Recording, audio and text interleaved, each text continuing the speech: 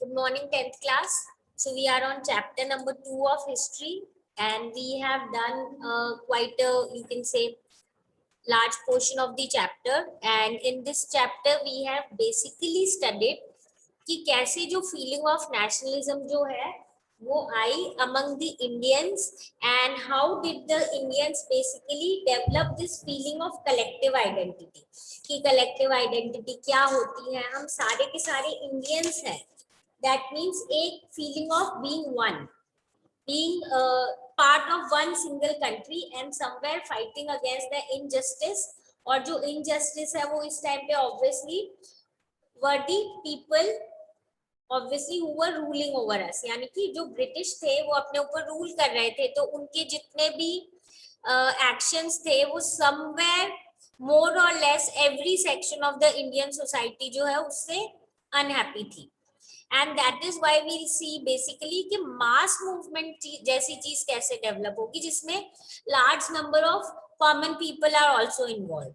And basically ये हम देखेंगे स्टार्ट मेजरली हम जिस टाइम पीरियड के बारे में पढ़ रहे हैं, that is the time period basically after coming of Mahatma Gandhi. Okay, so now in our previous classes we have already done कि कैसे there were few important events जिसके कारण एक mass movement जो है अब start हो गया था. And the movement that we were talking about was the non-cooperation movement. And then in non-cooperation movement we have actually done कि किस तरीके से जो टाउन में लोग रहते थे उन्होंने पार्टिसिपेट किया, what were the problems, was it successful, and when it was successful did the success continue या बाद में कोई problem आ गई थी, and basically कैसे फेड डाउन हो गया था टाउन्स में बिकॉज ऑफ कि इंडिया में ऑल्टरनेट सोर्स ऑफ स्कूल या इंस्टीट्यूशंस ऐसे नहीं थे. देन जो उन्होंने फॉरेन मेड गुड्स को यूज करना बंद किया था इंडियंस को, वो भी धीरे धीरे छोड़ने लग गए. क्यों? क्योंकि खादी जो है everybody could not afford it, and इसीलिए धीरे धीरे टाउन्स में डाई ऑफ हो गया था.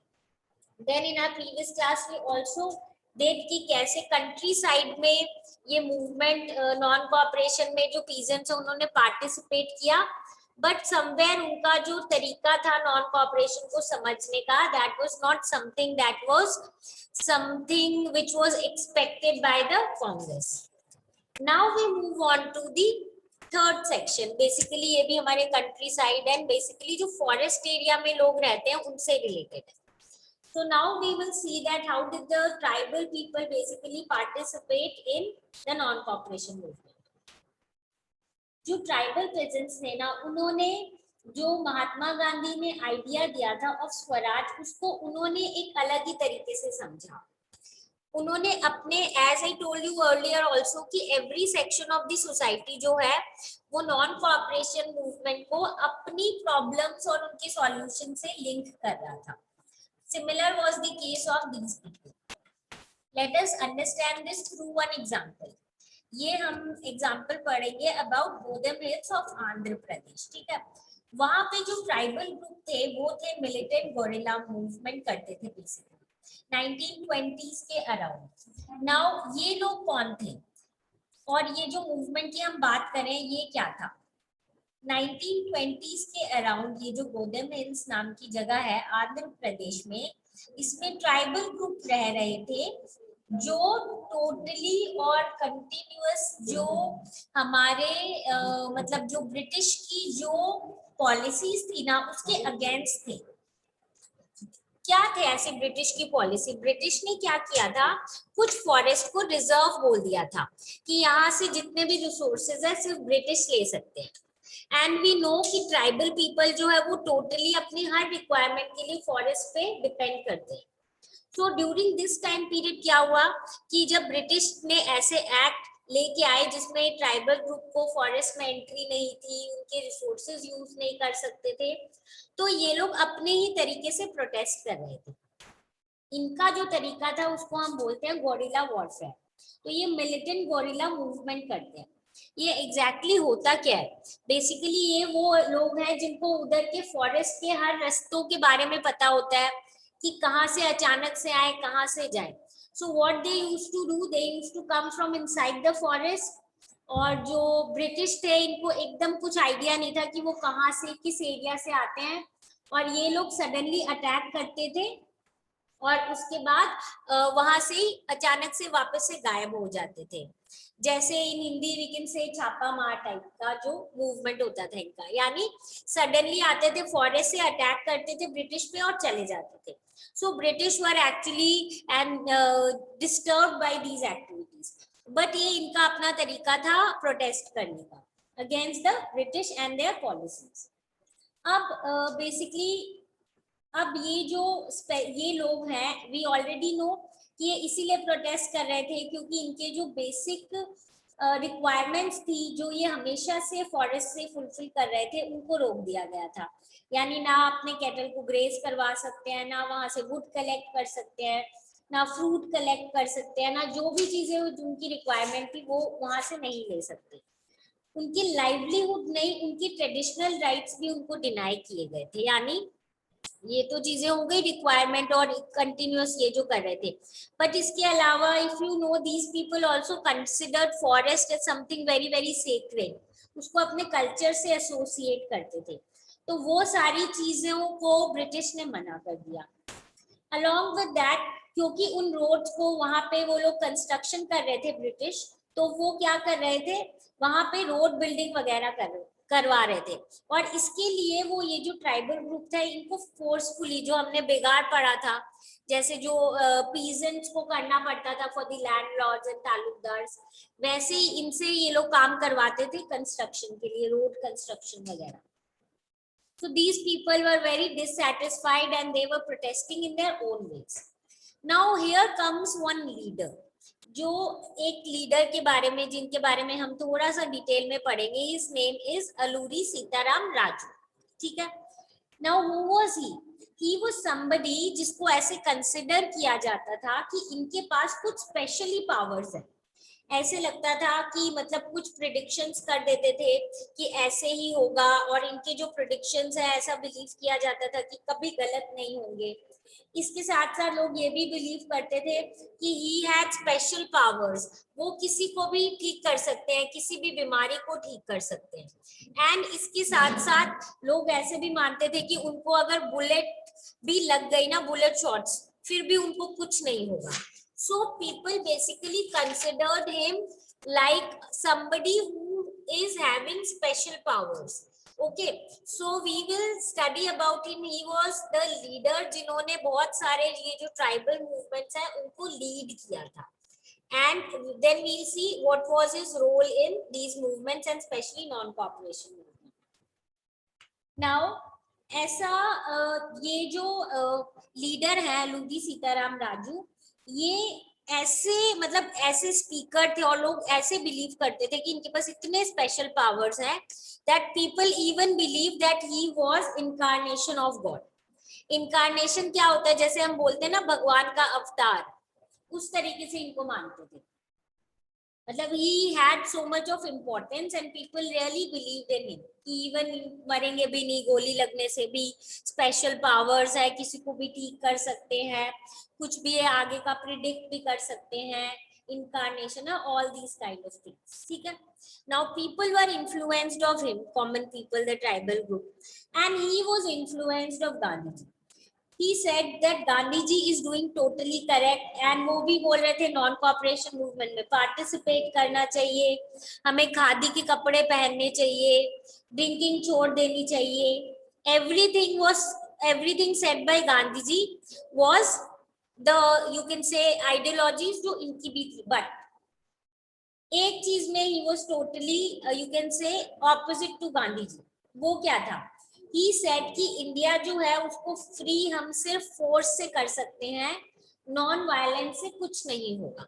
That is what was his ideology कि everything is good, non cooperation में हम पार्टिसिपेट करेंगे, हम खादी पहनेंगे, हम जो जैसे जैसे गांधी जी बोल रहे हैं उसी टाइप से करेंगे, बट बिना फोर्स के कुछ नहीं हो सकता, नॉन वायलेंस से कुछ नहीं हो सकता।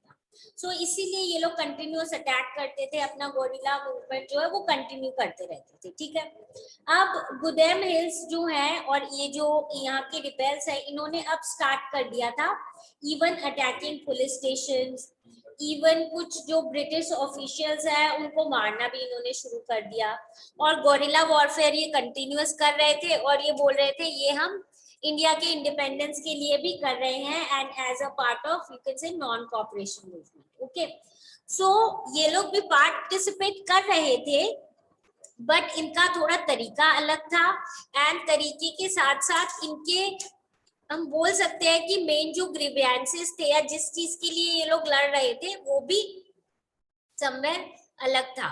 दो वो बोल रहे थे स्वराज के लिए है, पर उनको समवेयर यही लग रहा था कि हमारी बेसिक राइट्स जो है फॉरेस्ट से रिलेटेड, चाहे लाइवलीहुड की हो या कल्चर की हो, वो ब्रिटिश ने हमसे ले ली है, दैट इज वाई। सो अब while doing this protest in 1924 basically Raju ये जो है अलूरी सीताराम राजू, इनको पकड़ लिया गया, and then finally he was executed in 1924, एंड उसके बाद ये बन गए एक फोक हीरो। फोक हीरो क्या होता है? अपने एरिया के जो बहुत बड़े ब्रेव, कोई जिसने ऐसा काम किया हो जिसको सब लोग एकदम रिस्पेक्ट के साथ देखें एंड उसको अकॉर्डिंगली ही ट्रीट करें, that is what was happening. So we can say finally he was nabbed and executed in 1924, and then he became the folk hero of that area, where people actually praised for his bravery and remembered him as a great person. So that is basically folk hero के जैसे उनको देखा जाने लगा after his execution. So this is all about the tribal peasants. Now हम ये देखते हैं कि स्वराज जो है ये प्लांटेशन में इसका क्या मतलब था। Now what was actually going on during that time period, ऐसा था कि जो ब्रिटिश है उन्होंने प्लांटेशन के काम बेसिकली बहुत जगह शुरू किए थे। तो अगर हम इंडिया की बात करें तो इंडिया में उन्होंने असम में शुरू किया था। अब जब उन्होंने इंडिया में ये काम शुरू किया था ऑफ प्लांटेशन, तो वो इंडिया के जो वर्कर्स हैं उनको अलग अलग एरिया से क्या करते थे, असम में लेके आते थे on the basis of contract. ठीक है, they had to sign a contract, और उस कॉन्ट्रैक्ट में कुछ कुछ चीजें लिखी होती थी कि अराउंड सपोज 5 इयर्स के लिए आपको काम करना है, इतनी आपकी सैलरी है, ऐसे आपको रहना है, without permission you can not go to your place, you can not leave the job, this and that. तो इनिशियली तो बहुत सारे जो लोग हैं बेसिकली अपने जो ये उत्तर प्रदेश बिहार बेसिकली इन एरिया से लोग जा रहे हैं। अब क्या हुआ कि हम नोटिस करेंगे कि प्लांटेशन वर्कर्स जो हैं असम में, उनके लिए फ्रीडम का मतलब था कि हम फ्रीली मूव कर सकें, प्लांटेशन एस्टेट से बाहर भी जा सके जब हमारी मर्जी हो, और जब हमारी मर्जी हो तो हम वापस भी आ सके, मतलब थोड़ी सी हमें फ्रीडम होनी चाहिए। एक्चुअली ये प्रॉब्लम थी क्या कि जब एक एक्ट निकला था 1859 में, inland emigration act, as you can see on your screen, ये जो है इनलैंड एमिग्रेशन एक्ट 1859, ठीक है, all of you can see this. तो ये जो है हमारा एक्ट, इसमें ब्रिटिश ने बोला था जो प्लांटेशन वर्कर्स हैं वो कहीं भी टी गार्डन से बाहर नहीं जा सकते हैं without the permission of British. और प्रॉब्लम ये थी कि ब्रिटिश परमिशन देते ही नहीं थे, बहुत ही कम चांसेस थे कि वो उनको परमिशन देते। तो प्लांटेशन वर्कर्स जो हैं वो अपने टी गार्डन्स में से मूव नहीं कर सकते थे क्योंकि उनको परमिशन नहीं मिलती थी। जब इन लोगों ने ये सुना कि ऐसा कुछ, इसके अलावा भी बहुत सारी प्रॉब्लम्स थी, वर्किंग कंडीशन अच्छी नहीं थी, बहुत काम करवाते थे, पेमेंट मतलब छोटी गलती पे पनिश करते थे, वेजेस कम थी, कंडीशन अच्छी नहीं थी, all these things, but main ये इशू था। अब जब इन प्लांटेशन वर्कर्स ने बात सुनी नॉन कॉपरेशन मूवमेंट की, तो ऑब्वियसली इन्होंने क्या देखा कि thousands of workers defied the authorities, left the plantation and headed home. They believed Gandhi Raj was coming and everyone would be getting lands in their own villages. हुआ क्या, जब इनको ये आइडिया, ये न्यूज आई ना कि नॉन कॉपरेशन मूवमेंट करके कुछ लॉन्च हुआ है, तो साथ में एक और र्यूमर आया ऐसे कि गांधी राज आने वाला है, और गांधी राज आने के बाद क्या होगा, हर इंसान को विलेज में अपना लैंड मिलेगा और वो अपने लैंड पे काम कर सकता है। तो जैसे ही ये न्यूज आई ना, तो वो उन लोगों ने कोई बात नहीं सुनी कोई अथॉरिटीज की, और सीधा वो लोग अपना सामान वामान लेके वो लोग निकल गए रेलवे स्टेशन पे, पोर्ट्स पे, कि हम लोग सी पोर्ट्स पे, कि हम अपने घर चलते हैं, पहुंच जाते हैं उधर, ठीक है। तो जब ये लोग पहुंचे वहां पे, बेसिकली कौन से एरिया पे, रेलवे और स्टीमर वाली जगह पे, रेलवे स्टेशन वगैरह के आसपास, वहां पे था स्ट्राइक। रेलवे और स्टीमर दोनों की थी स्ट्राइक। तो ऑब्वियसली वो जहां पे जाना चाहते थे अपने घर पे, वहां तो वो पहुंचे नहीं। उनको रास्ते में ही पुलिस ने पकड़ा और उनको बहुत ब्रूटली बीटन अप किया गया, ठीक है। कि how can you run when you have signed the contract and you can not leave without the permission of British and this and that. So finally they were caught and they could not reach their homes. And तो यहाँ पे जो non cooperation movement है, यहाँ पे हम again देख रहे हैं एक अपना अलग इंटरप्रिटेशन इन्होंने। इनकी प्रॉब्लम थी कि हम अब घर से दूर हैं या किसी के अंडर, ब्रिटिश के अंदर ऐसे काम करना पड़ रहा है, तो अपने को फ्री लैंड मिलेगा तो अपने लैंड चलते हैं। उस हिसाब से इन लोगों ने क्या किया, they wanted to go, but हम यही बोलेंगे समवेयर स्वराज को वापस से क्या किया, मिस इंटरप्रेट किया। ओके, नाउ यहाँ पे जितनी भी अपनी बातें हुई हैं, now we need to understand यहाँ पे before concluding the non cooperation movement, जैसे as I've just told you कि प्लांटेशन वर्कर्स ने अलग तरीके से इंटरप्रेट किया, ट्राइबल्स ने अलग तरीके से इंटरप्रेट किया, बट whatever it be, कुछ आइडिया तो हमें पता चला लोगों को कि एक मास मूवमेंट क्या होता है। एंड समवेयर ये जो वर्ड्स है जैसे स्वराज, स्वतंत्र भारत, इनके स्लोगन है ना बहुत ज्यादा बोले जाने लग गए। तो इनके साथ साथ कहीं ना कहीं एक ऑल इंडिया एजिटेशन की स्टार्टिंग हो गई, मास मूवमेंट जैसा हो गया। लोग एक दूसरे से समवेयर इंडियन वाली फीलिंग से जुड़ गए, एक होना वाली फीलिंग उनके अंदर अब जेनरेट होने लग गई थी।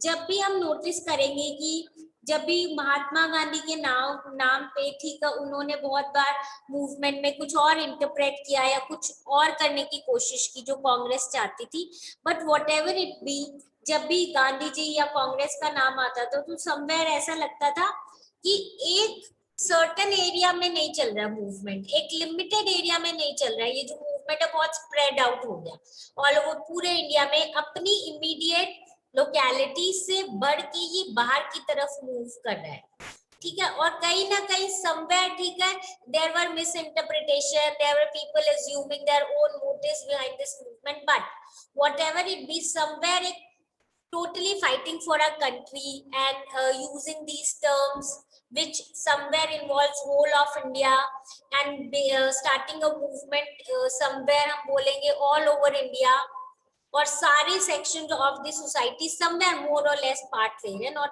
Everybody but somewhere. सो इससे एक चीज तो हमें पता चल गई कि एक मास मूवमेंट का टाइम शुरू हो गया, पीपल आर अंडरस्टैंडिंग।